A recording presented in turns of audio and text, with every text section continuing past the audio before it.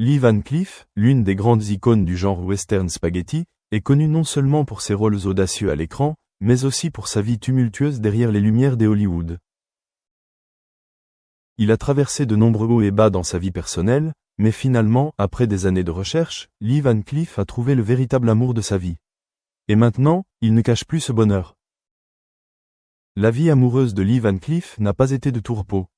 Il a vécu 3 mariages, chaque relation apportant des expériences différentes.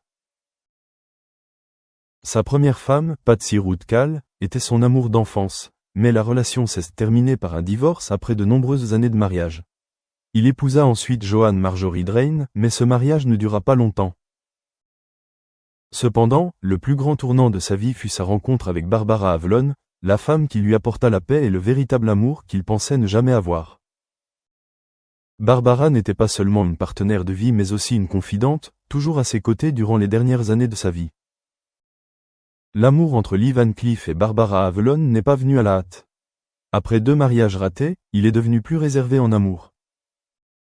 Mais c'est la douceur et la patience de Barbara qui l'ont aidé à s'ouvrir à nouveau. Les deux ont passé beaucoup de temps ensemble, partageant des moments simples mais significatifs. Lee était autrefois un homme solitaire, toujours caché derrière une image forte et froide à l'écran.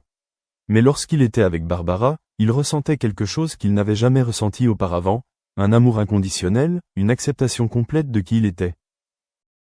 Barbara aimait Lee non seulement comme partenaire de vie, mais aussi comme quelqu'un qui soutenait toujours sa carrière et ses passions. Lorsque sa carrière a rencontré des difficultés, elle a toujours été là pour l'encourager et lui donner la force de continuer à poursuivre sa passion pour le métier d'acteur. Cela a aidé Lee à se sentir en sécurité et à apprécier l'amour qu'il avait. Lee Van Cleef a un jour déclaré qu'il n'aurait jamais pensé qu'il connaîtrait un amour parfait à un âge avancé. Il a vécu une vie difficile, depuis ses débuts où il a lutté pour trouver un pied dans l'industrie cinématographique, jusqu'à devenir une star célèbre, puis les moments difficiles où sa carrière a décliné. Mais ensuite, l'amour de Barbara a tout changé. Cela l'a aidé à comprendre que le bonheur ne vient pas seulement de la célébrité ou de la carrière, mais aussi de moments simples passés avec les personnes que l'on aime. Après avoir épousé Barbara, Lee Van Cleef a eu une vie plus stable et plus heureuse. Il a passé beaucoup de temps à profiter de ses loisirs, à voyager avec sa femme et à profiter de moments de paix qu'il n'avait jamais eus auparavant. Il a dit un jour, « Ma vie a connu tant de moments orageux, mais au final, j'ai trouvé un endroit paisible pour me reposer. Barbara est la meilleure chose qui me soit jamais arrivée. » Lee Van Cleef a enfin trouvé le bonheur auquel il avait toujours aspiré. Après de nombreuses années de solitude, il a vécu un bel amour avec sa partenaire de vie. Son mariage avec Barbara Avlon a non seulement été un tournant dans sa vie, mais aussi un témoignage du fait que le véritable amour peut toujours venir, tôt ou tard. Aujourd'hui, Lee Van Cleef n'est plus un homme seul. Il avait une femme qu'il a toujours aimée, chérie et accompagnée jusqu'à la fin de sa vie. Et c'était la meilleure chose qu'il pouvait souhaiter. Lee Van Cleef, l'homme qui avait autrefois une apparence froide et forte à l'écran, a enfin trouvé la paix dans son cœur. Après des années passées à s'immerger dans sa carrière et à faire face aux hauts et aux bas de sa vie personnelle, il a trouvé le véritable amour, un partenaire de vie qui lui a apporté un sentiment de bonheur et d'épanouissement. Avant de se marier, Lee Van Cleef avait connu des périodes de solitude et de nombreuses difficultés dans sa vie amoureuse. Cependant, un nouvel amour a insufflé une nouvelle vie à sa vie. Ses proches ont révélé que depuis qu'il a l'amour à ses côtés, il est devenu plus heureux, plus ouvert et passe même plus de temps à profiter des petites joies de la vie qui lui manquaient auparavant. L'un des changements les plus importants est l'équilibre entre vie professionnelle et vie privée. Si Lee Van Cleef était auparavant toujours pris dans le rythme stressant des Hollywood, il sait désormais profiter des moments avec son amoureuse. Il passe beaucoup de temps avec sa famille, profitant de dîners chauds et de voyages relaxants avec ses proches. L'amour a également aidé Lee Van Cleef à devenir plus doux dans sa vision de la vie. Ses amis proches disent qu'il était autrefois une personne plutôt réservée en matière de questions personnelles, mais maintenant, lorsqu'il parle de son partenaire de vie, ses yeux brillent de joie et le sourire sur ses lèvres ne peut cacher sa fierté et son bonheur. Lee Van Cleef a dit un jour que l'amour lui est venu au bon moment, lorsqu'il a senti qu'il avait besoin d'un point d'appui. L'amour n'est pas seulement une histoire d'amour, mais aussi de la camaraderie, du partage et de la compréhension. Il a compris que le bonheur ne vient pas du luxe, mais de petits gestes, de moments simples qu'il n'appréciait pas auparavant. L'amour n'est pas quelque chose que nous recherchons, il viendra quand nous serons vraiment prêts à le recevoir. Un ami proche de Lee Van Cleef a partagé un jour son changement après avoir trouvé le bonheur. Les membres de la famille ont également été ravis de voir Lee Van Cleef trouver le véritable amour.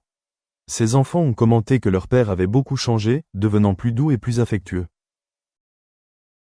Si avant, il était un père strict et montrait rarement ses émotions, maintenant il est plus ouvert, prêt à écouter et à partager davantage. Ses amis ont également remarqué un changement marqué. Un ami de longue date a révélé, Lee a toujours été une personne forte, mais il y avait des moments où il se sentait seul. L'amour l'a aidé à trouver la... So if we want to speak about investment for digital delivery, I think a lot has to be done to really reach out to those that are still unreached. We are happy about growth rates and who's doing it, but there are still big segments of our population that need to be reached in terms of not only bandwidth, and that may be easier to roll out, but getting the right devices of quality that are configured for good quality education in the hands of more people. How do we reach to that? And then linked with that is the issue of content. How can we invest in content that is more in vernacular? It is not that everyone will want to learn in the 3 most popular languages in the world. So how can we really reach out to the pockets of populations in all of our countries where more localized content and pedagogy may be required to make the needle move in terms of how we're reaching out for education? I think the language thing is really, really interesting, and being able to deliver that to local populations. Professor Laurel, how do you feel from the Philippines? What sort of investments are needed for digital delivery? Well, we're starting to see that the big thing is student experience. And many of our universities here are realizing that the student experience or the student engagement is higher with asynchronous classes versus synchronous classes. And that could give you an idea of the importance of the broadband, the importance of technology and the availability of it. So those that are digitally challenged for one reason or the other are more engaged as students if many of the classes are asynchronous. And we've seen this in far-flung areas, the island schools, and less so perhaps in the big cities. So we're seeing that important distinction. And we're realizing that at the end of the day, it's really the student experience which is most important. And therefore, technology is not the one size fits all for everyone. It will have to be calibrated as we march forward. And we're seeing more and more of that. So I think the flexibility. And the second one would be the availability of a student to curate his own learning. Meaning active choice is a very, very important new thing that I think many of us will have to offer our students, where they could do the micro badging of this course or that, the minor, double major. So curating their own specific learning experience.